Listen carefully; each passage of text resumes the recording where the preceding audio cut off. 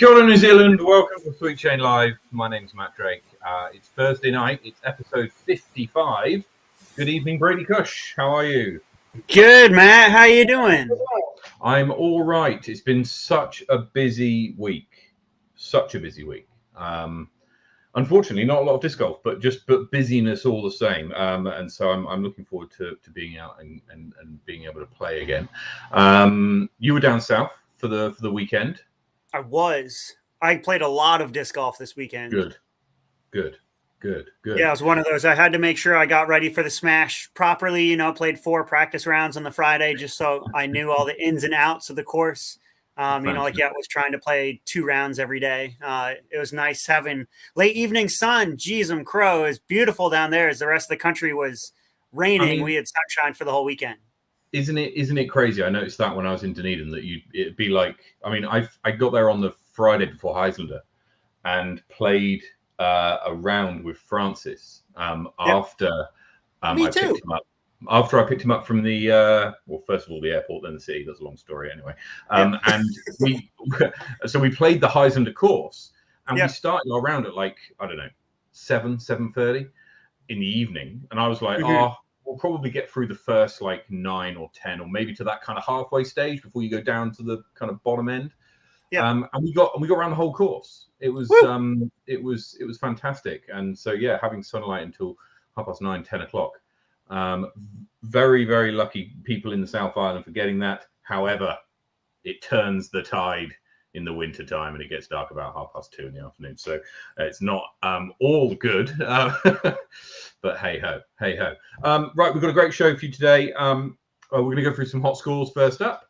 Then we've got runner-up from the Smash and newest member of Team Sweet Chain, David Keene, joins us for a chat and Desert Island Disc Golf. We've then got some a bit of chat about the Pro Tour, which kind of sort of kicks off this weekend, I suppose, with the All-Star weekend. Should be a lot of fun. The draft for that is at 2:00 tomorrow. If you've got nothing better to do and you're on YouTube, whatever, and you want to see the draft for that, we'll briefly go through the format of that later. And we'll be doing our picks for MPO and FPO for the whole of the Worlds and Player of the Year. So listen out for that. We'll be talking about some upcoming events and some future episodes as well. Okay, so we're going to start with hot scores. So first up down south at Invercargill, it's Johnny Ferrari with a 12 under par at Queen's Park disc golf course down in Invercargill. It hosted the Smash and he manages to put in a hot round for this week. Up in Chingford in Dunedin, it's Cameron Mackey with 7 under par. And across at Brockville, Jack Dalton hits 4 under for the hot round of the week. Queenstown Gardens, it's Brady Kuech and Adam Rhines who both hit 12 under par, so well done to them. The Gardens is an I played there myself the other week, and a lovely course, and 12 down's a good score. Over at Tucker Beach, it's Alex Paige, which hits 2 under par, where it's always sunny. Ely Point over in Wanaka, Matt Pritchard hits 6 under par, and it's a 3-way tie between Cooper Solis, Hayley Flintoft, and Flim Flam, who all hit 9 under par at Lismore. Across to Christchurch, and Gregor Brosnan hits 15 under par at Jelly Park. Paul Wadsworth hits 8 under par at Queen's Park. And Joel Kokawa hits 5 under par at Brooker Ave. So well done to them. Brady, take us through the north. In the North Island, starting in Barrenport, up in the hills, which will host nationals here in just under 3 weeks' time.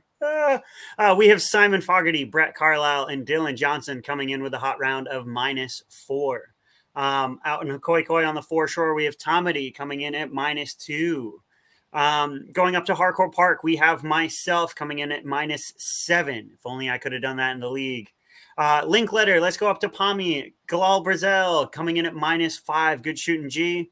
Out to Spa Park, Red Course, Connor Dove coming in at -2. Good to see some good rounds coming in before Topor this spring. Out in Flaxmere, the league, we have Aaron Rodgers taking it out this week. He has the hot score of -7. Up at the extreme, McLaren Falls, Dane Sales comes in at -2.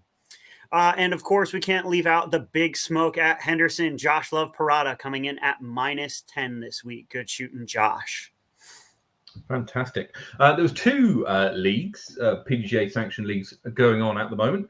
Wellington Summer League continues. We're into week 6, and then Chris Sinai took it out this week once again with a 965 rated 5 under par. The other leagues in Christchurch being played at Queen's Park this week, 2 rounds at Queen's Park in the Thursday Throwdown. And it was won this week by Jaden Watkinson, who shoots 16 under par, which was 1039 rated, Brady. 1039 rated. That's been the data analytics team here at Sweet Chain Music tell me that that's within sort of the top 30 or 40 of the highest rated rounds ever scored in New Zealand. Do you know the highest? The highest rated round? The highest rated round ever in New Zealand. Pop it in the comments if you think you know. I want to know who did it, what their score was, or what the rating was. Sorry, and where they did it. But Brady, any ideas? Oh goodness, it's got to be Simon. Like, let's be honest. It's not Simon. There's your clue. Anyway, put it in the comments below if you know the answer. We'll come back to it at the end. A very, very good player, but you may not have picked him to have shot the highest rated round ever. So yeah, let's see. Right. Now our next, we've got lots of guesses coming in. They're all wrong so far. Our next guest tonight is the newest member of Team Sweet Chain. And runner-up at the Southern Smash this weekend just gone. Good evening, David Keene. Evening. Thank you very much for having me. You're welcome. How are you doing? Oh, still having nightmares about the weekend. Well, I must say, how was it? How was it for you? Because you really came back to in the kind of start and middle of that final round. It was it was entertaining. I'm just sorry I didn't quite drag it out to the 18th, but no, it was a really fun time. All cards that I had were just really enjoyable, which really helped. The course was challenging enough. A great course put on by the guys down there at Disc Golf South. So big shout out to them, because I think it definitely asked questions of the South Island players as well, that the ones that did travel to the North Islands, they would have got a very much a taste of what teeth there are at the likes of Bellaraka. And they definitely incorporated some of those teeth down in the South Island Champs. So it was a really good effort by those guys. In terms of the scores, yeah, I was actually trying to help Ben do the chasing, and then it just so happened in that third round that sort of we were 5 holes in, and I was like, hang on, I'm clean and I've birdied a few here, and Levi's decided to play human. So it all just got a bit interesting. And then as the guys that were at the tournament on the weekend know, sort of the whole 10, 11 and 12 can sort of make or break your round. And we both got out of there sort of fairly unscathed. So it was kind of like out into the open, and I was like, hang on, like all of a sudden it was like one shot in it. And I was like, so I was sort of rubbing my hands going, I'm the old boy here. Like, you know, I have to do a check on the card. I was like, how old are you? 15. How old are you? 19. How much? And I was like, oh man, like rewind 10 years. You're on a card with Isaac and Ben, right? So like, yeah, 2 young, or very young players as well. So yeah. So the future is bright, but man, did I feel 5 to 10 years ago, I would have been the youngest by a good couple of years. So no, it was a pleasure. But then yeah, I got to. I was lucky enough to have the Brady on my bag come sort of hole 14, and then I realised that we were sort of running out of holes to sort of push the issue, and we got to hole 16, and I thought, right, like for me, I'd sort of said, this is it. I need to sort of squeeze him if I can. And it was tricky. Like that hole had actually played okay in the first 2 rounds. It wasn't too wind affected, but on the Monday there was definitely more breeze. So yeah, sort of the drive gave me a chance, but I couldn't put it in the basket. So I still should have kept it to one, but yeah, I think I went walking for that comeback part, and then on hole 17, I just tried to do too much and put myself in a tree. So surrendering myself to the inevitable, but it was nice to sort of at least push him, especially after the weekend before, seeing him sort of cruise to the finish line at the Heislander. But yeah, I mean, the likes of Ben, Isaac, just watching these guys, Stephen Reed, you know, the growth of the game in New Zealand in the last 5 years, 2-3 years even, is just exploded, as we all know. But my goodness, man, like, just watch these guys, because Simon has set the bar for so long. Jacko's now said, right, I'm happy to take over and now push this. And now Levo's going, hang on. So it's really good for the New Zealand sport, because as we've seen previously, we can go to a world stage and compete and be competitive. Well, and talk to us, like, you, like me, have been in the game quite a long time, you know, like, and you're no strangers to like battles and good courses and like that kind of stuff, you know, like Heislander this weekend arguably was a challenging course for like open. You know, like, what are a couple of courses that on tour that you enjoy playing and enjoy having battles on besides, you know, like for the Smash? I think my favorite course is the Redwoods in Rotorua. I just think the technicality it asks of you as a player. You'll go there and play a tournament and go, oh, I don't have that shot. You'll go away and come back the next year and it'll be like, oh, I almost have it. And then there's something new or something. The only thing it doesn't really have for me there is elevation. So I think Rotorua would be my number one. I really, over the years, have enjoyed Tamaranui as well. Those guys always put on a good course, and I know Blair and Pete really do put an emphasis on sort of trying to get 6 lefty holes, 6 righty holes, and 6 neutral holes. So it's always a good tournament, and you're always going to be getting, if you play well, you get good scores, and I think that is really reflected there. So I think those are the two that stand out. I think there's a lot of courses that have the potential. I mean, I haven't played the new version of Bellaraka, but it just sounds like a monster. And, you know, there are those monster courses where, I mean, for me personally, I don't either have the distance or, you know, so for my personal reasons, I haven't included them in the 2 courses mentioned. There seems to be a preference for kind of wooded golf over the wide open holes, would you say? I think where I play or shoot better, maybe not play better, but I feel like I shoot better, is in when the technical questions are asked of you. A good example for the guys that played on the weekend, hole 11 and 12. Like, if you're off the fairway, you're really thinking, okay, what are my options here, if any? And like, how do I get par? How do I scramble? You know, can I manufacture something? And vice versa, like those big long holes on the golf course are great. But I just find personally, once again, it just means there's not a lot of, I suppose, separation. If you do a bad drive, you're not necessarily, I say punished, but hampered by that. You can recover. And I think if you were to look abroad at the Pro Tour, if those guys on certain courses don't hit those fairways, they're dropping strokes on folks left, right, and centre. Yeah. Well, and then I'm curious, Dave, as to of Team Sweet Chain, you know, like, you performed the best out of all of us. Of Team Sweet Chain, I performed the worst out of all of us. And so, you know, like, being 18 shots ahead of me, you know, like, clearly there's a thing or two you could teach me. Like, what were you leaning on? What was working for you on the weekend that led to your strong second place finish?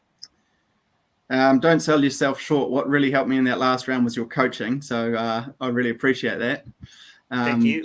Big thank you. yeah, there's an element of experience that goes into it. But I think there's also probably the upstairs game for me this weekend was probably a little bit more clean than it has been. And I also think that combined with the type of course it was. So the type of course it was more, I suppose, what I've been growing up on in the North Island, where par is good. It's not like you have to go shoot 16 down and, like those numbers are just like, wow. It's like a birdie blitz, whereas sort of getting through unscathed and sort of coming out with your pars and collecting birdies along the way. I think that's where I find myself having a better finishing, or I've placed better in those sorts of tournaments than sort of like a classic. I've still done okay there, but I just know that you got to go, man. Like if you don't hit those birdies, whew, you're one round down and you're like, hang on, I'm 12 shots behind. So I mean, you're absolutely spot on, and we spoke when I was in Queenstown about exactly that, how it's a different kind of game, and the example we see, for example, was the league night tonight in Christchurch, right, which was Jaden Watkinson, fantastic 10.39, 16 under par. If you went through and shot par on those courses and walked away with a par, you'd be less than 800 rated, right? Huge difference between the two. Now, okay, you probably are 800 rated if you're walking around having played Queen's Park twice in probably what's quite nice conditions and not got any birdies, or at least equaled the number of birdies with bogeys. And so, yeah, I mean, but it's an different kind of golf, the kind of attack. Now you've recently moved. I don't know if it's recently or not, I would class it, but you've moved to Queenstown from Auckland, where, and in Queenstown you've got the Gardens, which is more of that kind of attack course. So do you find yourself in your casual practice rounds changing the way in which you practice because of that? You'd say practice. Practice is a gift. I've got a 2-year-old. That's no. Good question, and it has stumped me, because there's an element that I can go out and just sort of switch off and have a nice round and enjoy it. But the club is such a strong foundation down here, and a big shout out to them. They put on trophy rounds on the first Sunday, second Sunday, and the final Sunday of the month. So, if you want to get your game face on, you can. And, so when I do get to attend those trophy rounds, it is a chance to actually go, right, where am I at? What do I need to work on? And I sort of do take stock. Because as you guys probably know, and most people, Mr. Watkinson, hats off, 16 under. Wow. I'm so scared I probably won't come to Queen's Park. But like you can go after playing a course a number of times, you almost could go around blindfolded and do those shots. So where I kind of find the practice element of that is to put yourself into positions you're not accustomed to. The testament to this and the example of this was Mr. Simon Feasy. He was playing up in the North Island when I was living there, and we were playing around one day, and he's like, he was only taking 3 discs or 4 discs, and he was only throwing forehand, and we were all like, okay, cool, right, whatever. And then come tournament time, he found himself in a tricky position, and what does he do? He pulls out his forehand and parks it, and it sort of dawned on me. I was like, okay, so he was actually just going around and toying with us politely. But he was doing those shots that in those positions he's not normally in, the distance sort of check, the flight check, the wind check of these sorts of things. And I think that's another element to that upper echelon of player. The likes of the Stouts, the Sullivans, the Feasies, like these guys factor in more into what they're doing and what they're trying to execute than just going out and going, this is a destroyer, this should do this. Or they take it whole, right? Yeah. Well, so then, like, what are you working on for the rest of the year? You know, like second place is a great kind of starting position, but I presume you want to, you know, like look forward and win an event this year. So where are the gaps? What are you going to be working on for 2022? After I wiped away the tears, I came back and had a look at the history, and it seems I'm more the bridesmaid than the bride. So, no, I'm still well in the market. If anyone wants to teach me to putt properly, that'd be great. Yep, I know we're working on something. Yeah, I think for me, a lot of it's mental. If I could keep that clarity that I had in that sort of second and third round, combined with a higher percentage of circle one putts especially, I'd at least be in the mix, or at least pushing Levi a little bit further. You know, like, just hats off to them though. Like for a long time, it's been the mantle of Hemi, you know, Chris, Dixon, Dom, all of these guys down here, and to see the youth come through, Isaac, Levi, Ethan, Ashton,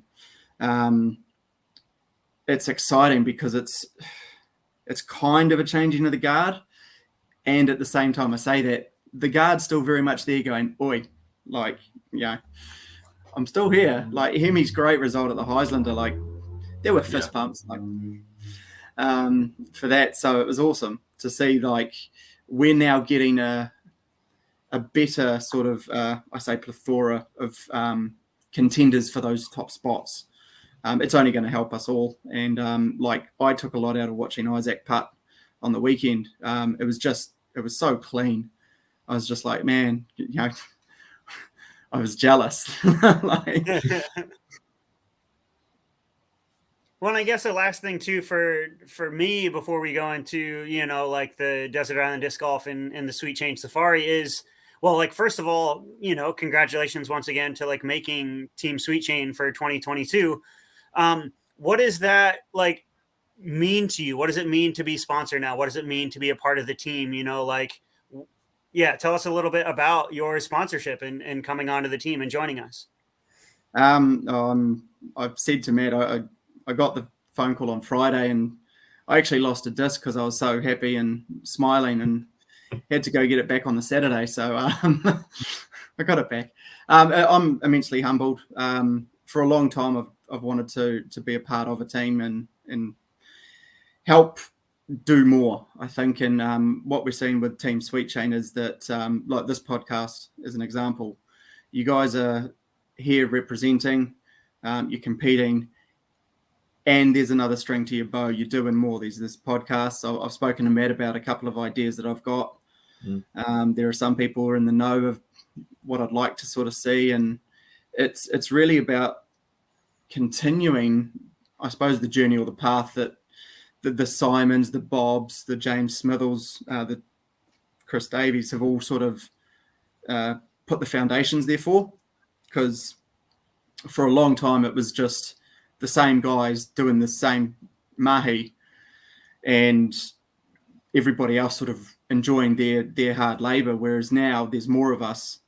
We've got better technology, better platforms, better opportunities. You know, I mean, once COVID decides to move on, I can't wait to see what Levi can do on a world stage. You know, that's just going to be so exciting. You know, and there's all of these now questions is like, even before COVID, the New Zealand team that went over and won like silver and bronze, you know, like, you know, I want to see us get back out there and just sort of put our mark on the world as well. Because, you know, even if it's a trans-Tasman rivalry, I just know that disc golf it's healthy, it's alive, and it's growing. But for 10 years, when I first started playing, it was like trying to get somebody new to the sport was like finding gold. Whereas now they're all falling out of trees, and you're just like, oh my God. Like, so for me, being on Team Sweet Chain is an honor, it's a responsibility, and it's a reminder to do more. Well, I'm really looking forward to having you on the team, and the first result on the course was fantastic.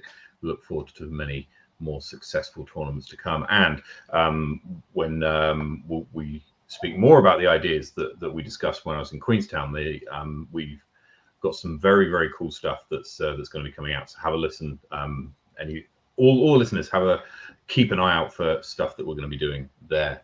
Now, David, so you've been in the game for a while now, but people may not know you as well as other people do. So we're going to dive into Desert Island Disc Golf. So here, the premise is that you are stranded on a desert island. This desert island has a disc golf course, and you've been stranded with 3 of your favorite discs and 3 of your favorite card mates. Your card mates can be real or fantasy. They can be alive or dead. They can be seasoned pros or people you know. So let's kick off with what you're throwing. What discs do you have? What are your 3 discs?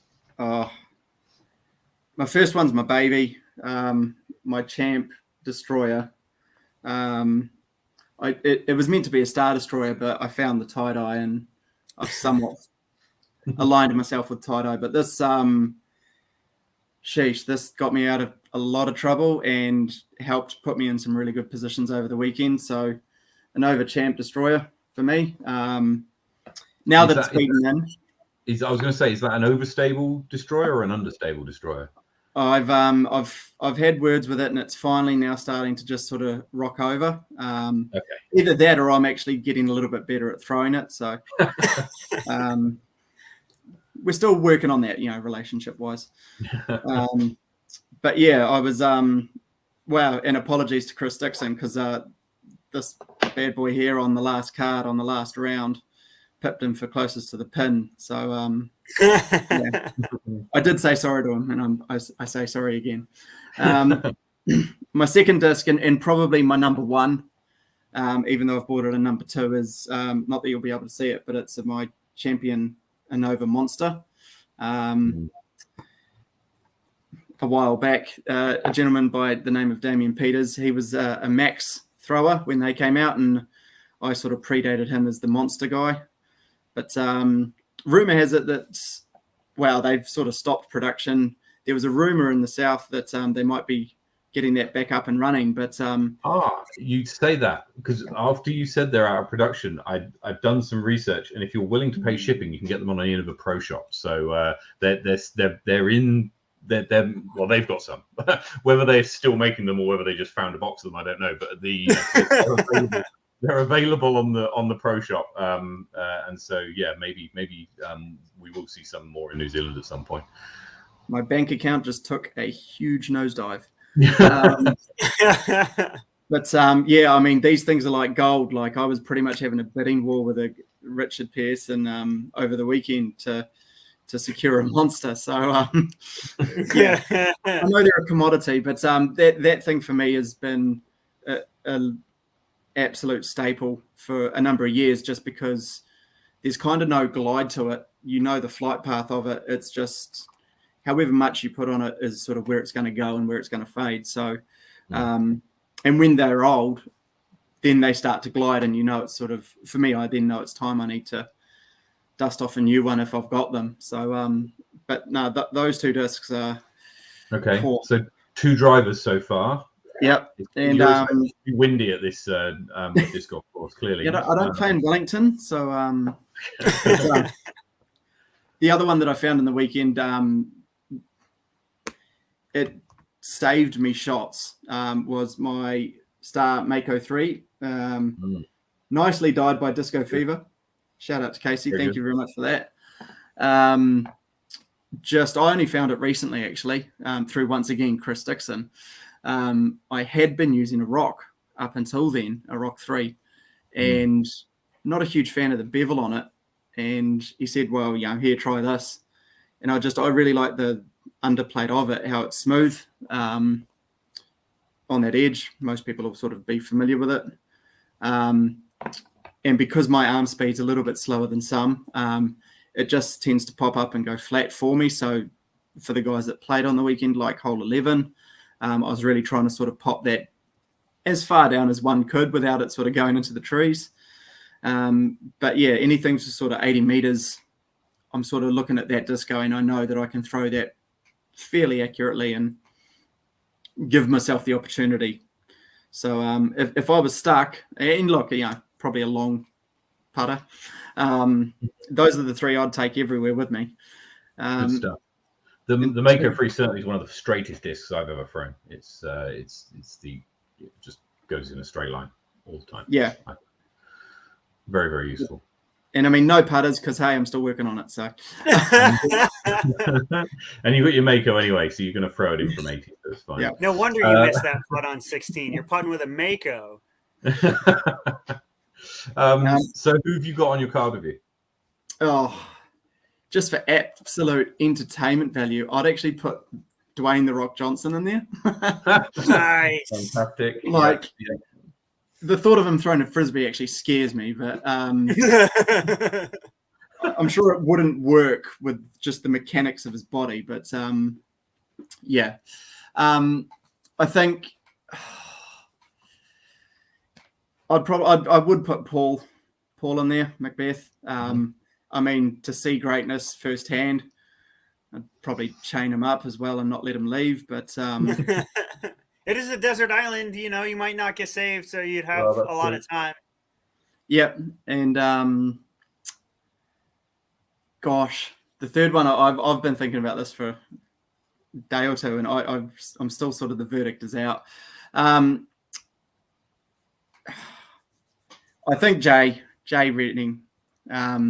I've been fortunate enough to play with him at Paradise, and he's just, I think someone has said it recently, like Chris Finn actually said it from Australia. He said, like, he encompasses what disc golf is.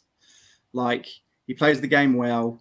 He's nice on and off the course. He's not, he just, the way he carries himself, the way he does that. So, I mean, to have him on a card, you're going to have a fun round. You're going to have a good round, and you're probably going to see some amazing shots and amazing putts.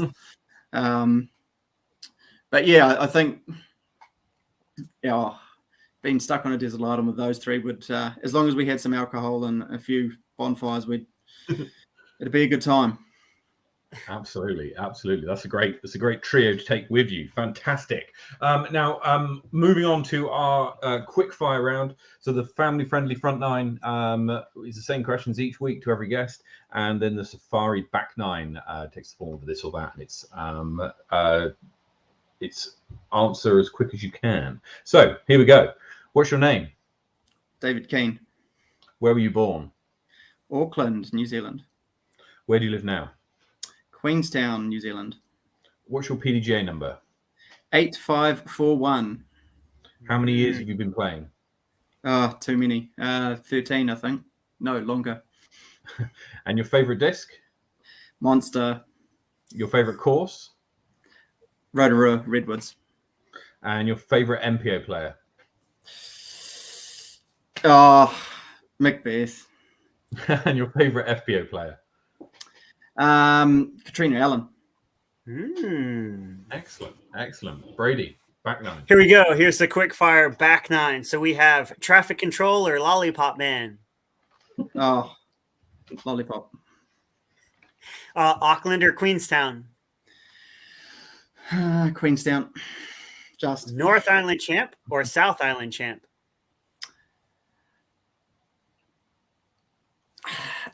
North Island Champ.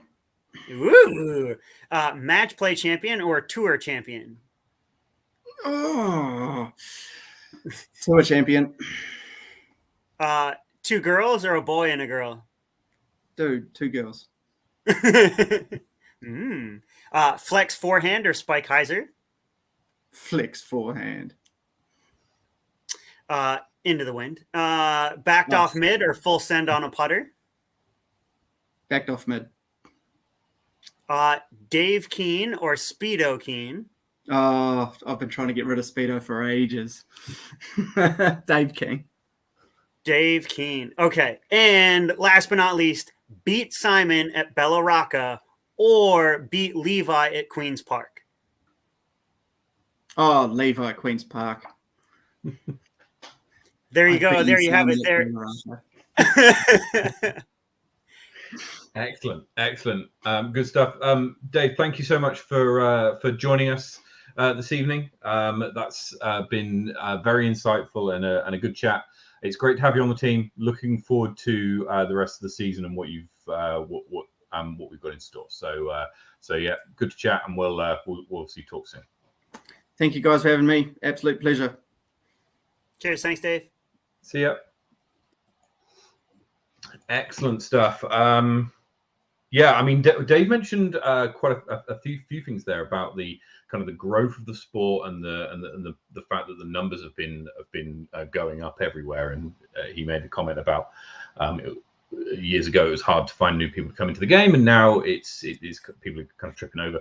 And actually, that which brings us on to next week's episode. It's going to have is our stats episode, where we're going to be showing you some of the numbers that Dave talked about. So we've got round data, we've got unique player data by month by course, which is quite interesting, according to UDisc, of course.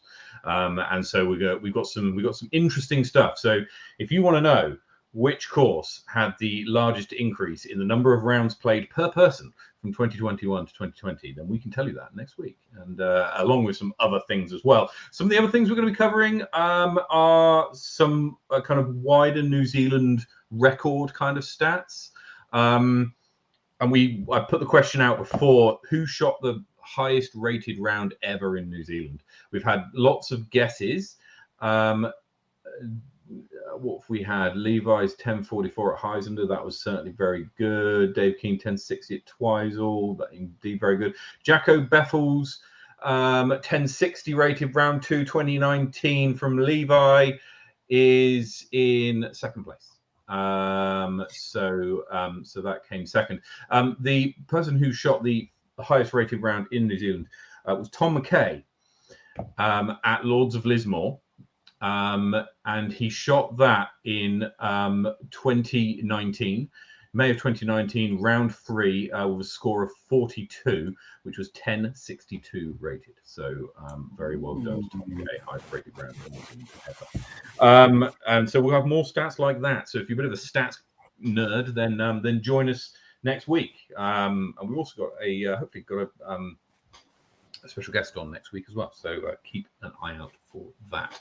Now, in other news, international news, the international scene kind of kicks off again for the 2022 season this weekend with the All-Star weekend. The All-Star weekend takes the format of the top 16 players in MPO and FPO. Being drawn or drafted, I should say, into two teams, which is going to be done tomorrow, and then they battle it out over a series of kind of skills tasks. I think they're calling it. I think it's distance, putting, and accuracy. And then there's a doubles and singles rounds as well. So that all kicks off this weekend. So if you're not watching the Super Bowl or not playing any disc golf, then make sure you tune into that. And so that kicks off, and then the Las Vegas Challenge is the weekend after, I think. So yeah, the last weekend in February. So we'll look forward to that as well. Now, Brady, 2022 season, we've seen lots of movement in the international scene over the our summer. What do you think? What are your predictions for this year? Then what do you see as kind of happening? Yeah, I was going to say there was lots of movement off the course. Like Dickerson getting picked up by Discraft. You have Katrina Allen leaving Prodigy. Like Matty O goes to Westside. Ricky goes back to Trilogy and to Dynamic. I would say Ricky's really, I think, going to be the one to watch this year. Like he's coming off Player of the Year last year. He's back to arguably. Not to say that he's been a bad putter with Anova, but I mean, like he hasn't been the Ricky putter of old, and the fact that he has daggers in his hand again, I don't know if you can count him out. I think he's going to be a really strong contender for Worlds. Like he has performed well in Emporia before. Emporia is the hometown of Dynamic Discs, so like he's going to technically be in his manufacturer's backyard. So, like I definitely think he's going to be the one to watch. I'm really looking forward to Katrina and what she's going to be able to do with DGA. I've always kind of liked DGA. They're kind of the little brother, as it were, of Discraft. Being a Discraft man myself for a long time, I've been familiar with their molds. She's already come out with her first mold already. I presume that there's more to come. Also, like Dickerson, to see if he can be successful this year. And of course, like I'm a Paul fan. Like he had a. It's not to say that he had a bad year. Like potentially an off year. Some people were calling it last year. But he talked about wanting to grind a little bit more this year and like wanting to get back on tour and like wanting to perform better. Like Ricky did a lot better over the year of kind of finishing 1, 2, or 3 in most of the events he played. Paul was either winning or in like 10th. Like he wasn't necessarily in the hunt every weekend. He definitely had some off weekends a few of the times, and he was focused on the foundation and his course in Virginia. So yeah, like I definitely say, like the 3 best in the world with Katrina, Paul, and Ricky, like are kind of fun ones to watch throughout the year. How about you? Like, is there anyone you're looking forward to following this year? Anyone you think is going to have a breakout? Like, who would you pick for Worlds or Player of the Year? So I'm not sure about Player of the Year. Worlds, I'm going to go with Macbeth. Honestly, I think that the Ricky thing has been quite. It's been quite a lot. There's been a lot of it in the news and a lot of attention put onto the signing of his deal with the sort of crypto bonus and whatever. And I think that Macbeth, having stepped back from his foundation with being able to focus more on the grind, as you mention it. And let's not forget, last season, he came within the best shot we've ever seen in arguably to winning Worlds, and he won USDGC, right? So it wasn't a slack year by any stretch. And I think that I think that he'll quietly go about his business and come out and I think he'll take Worlds this year. He's my bet at this point. As for Player of the Year, I mean, look, players I'm really looking forward to seeing. I'm a Trilogy fan. I'm a Matty Oram fan, so seeing Matty O at Westside was great. Hey. I'm really looking forward to seeing that, and not just on the sort of back half of the season. I don't want to have to wait until August to see him. It's great that he's now able to tour full time, and he's one of those players that if you ever, there was an argument for players being entertainers as well as athletes. There you go. I think he's fantastic fun to watch. On the ladies' side, I'm a big Paige Pierce fan. Obviously, I think that she'll do well this year.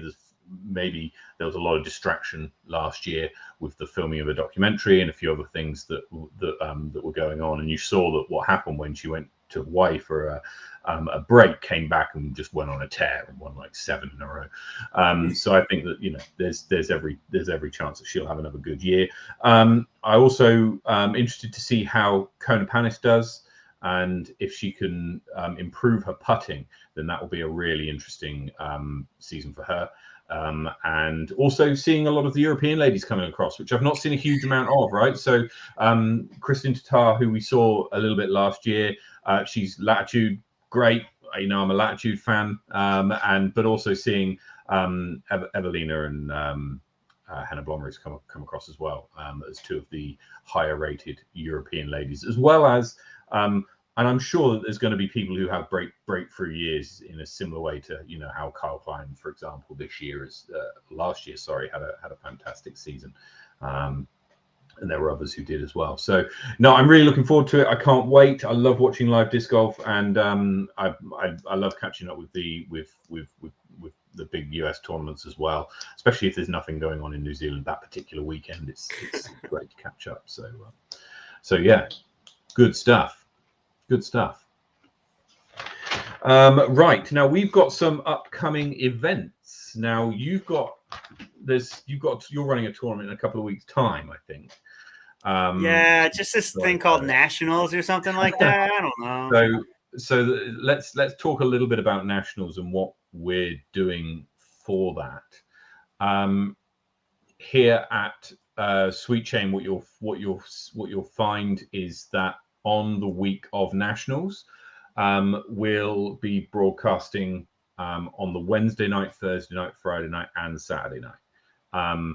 So there'll be 4 shows, one every day. We'll have a preview show at the beginning of the tournament, then one every day following the progress of the tournament, and we'll hopefully be able to catch up with a lot of the players as well as we go. So if you're not able to make nationals, or you want to still be here, but maybe if you're not in Wellington, then make sure you tune in then. Now, not next week, but the week after, which is the 24th of February, we're going to have a preview show of the Nationals course, where we're going to be going through hole by hole, similar to the what we did for Fault Line towards the end of last year, where Brady's going to be giving you the pro line through each hole, telling you how you can best go about birdieing each hole and the things that you ought to look out for if you're looking to do that. And I shall be taking you through the AM line through each hole, showing you how to get a par on every hole, if that's your goal. And I'm sure for many of you, including myself, that will be exactly what you're trying to do. So tune in for that, because it should be a lot of fun, and would certainly help me out anyway, because it means I've got to look at it, right? And so that's going to be good fun. So well, yeah, and a teaser for that, like we're in the final stages. I do have the final draft in my inbox at the moment. Flexline Media has come through with a player's handbook this year. So leading up to the event, we'll be releasing a PDF version of that has the whole breakdowns. It has all the sponsors of the events and important news and that kind of stuff. So we'll be using that player's handbook that people will have for the weekend to break down each hole. So that way you'll see it, and we'll talk about it in greater detail and that kind of stuff. I know that we kind of had the photos, which worked a little bit. I'm hoping this player's handbook will help out not only players on the weekend, but it'll help us break down each hole as we go through it. So it'll also kind of be a good taster. Like Chris has done an incredible job. Like I've also had help with Jack Ryan and some of the Greater Wellington Disc Golf Club when it comes to the information that we've put on there for distances, for, like it kind of shows the general line. We've talked about like places and stuff to watch out for. Like we've also talked about, like when to have a spotter, or even it's the hills, like you will find elevation gain and loss on each of the holes. So that way you can kind of know like what you're going up against. So it's like, sweet, like it's a 70-meter hole, but you're going 14 meters up the hill, so it's kind of, like there's plenty of information there that'll help us break down the course and also help you guys while you're going around on the weekend. Yeah. I mean, discs behave a lot differently when you throw them downhill and uphill. So we'll have a bit more information on that. And I got a sneak peek of the player's handbook, or at least the latest iteration of it. And it looks lovely. It looks beautiful. So shout out to Flexline Media. We'll have a full preview of that in a couple of weeks' time ahead of the tournament. And Brady, you're on the lookout for some volunteers.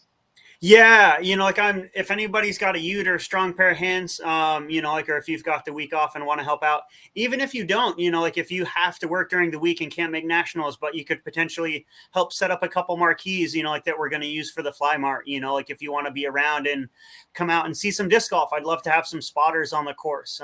We have a little bit of, extra money and extra plastic here from sponsorship, so, if you want to volunteer, you actually might get a little bit of kickback for that. And also just set up of the course, Barenport, we are putting in temporary tees, I got a lot going on, we're going to have an announcer's tent and reading off scorecards and reading off cards as they tee off on hole 1. But I'd love to have some people in the morning and at night to set out practice, if you're an early bird and you love playing around, put some baskets out and get some early practice holes in. Or, if you're a bit of a night owl, hang around, get that round in, and then, bring a couple baskets in, on that. So yeah, I'm looking for volunteers. Feel free to comment here down below. I put a post on the Greater Wellington Disc Golf page as well. It doesn't matter whether you're from Wellington or out of town. Any volunteers that are more than happy, we're more than welcome to have you kind of a part and help out and make this event what it can be. So yeah, anyone who'd like to, please reach out, come help out. I'd love to have you. And it's going to be a crackerjack, I think. We're seeing North Island champ go up against South Island champ at nationals, the way it should be. And so it's going to be quite quite the ding dong, I would have thought, between Levi and Jackson to see how that goes. We'll get your picks, Brady, a bit closer to the time. In the run up to nationals, but yes, we shall be looking out for there, and obviously all of the divisions. There's lots of divisions being represented at nationals, so there's something for everyone. Yeah, I'm also hoping that NZDG will finally update T-Pad, because I really want to know like where the points are. Where what, like 8 months through the year? So theoretically, like not only is the North Island and South Island champion competing for who's going to win the national title, like the battle, the storyline for this is incredible, but also like where do they stand in points? You know, that this literally might decide this one event, not to put like a national, because national champion like isn't, you know, enough pressure as it is, but it's like literally will this event decide the tour? Because, you know, like if Levi takes it, that's 2 60-pointers. Like, does that get him the win again? Yeah. Or can Jackson defend it now that Auckland's open? Jackson, I mean, best shape of his life, still shooting super hot, even on his off days. Like, does he have an off day if he's shooting 1,000 rated? No, I'd really like that from New Zealand Disc Golf to update that T-Pad site. I know they were after someone to do it. Maybe my data analytics team can put together an unofficial one using the formula. I don't know. We'll see. Let's not promise. Don't overwork your data analytics team now. They're pretty stretched as it is.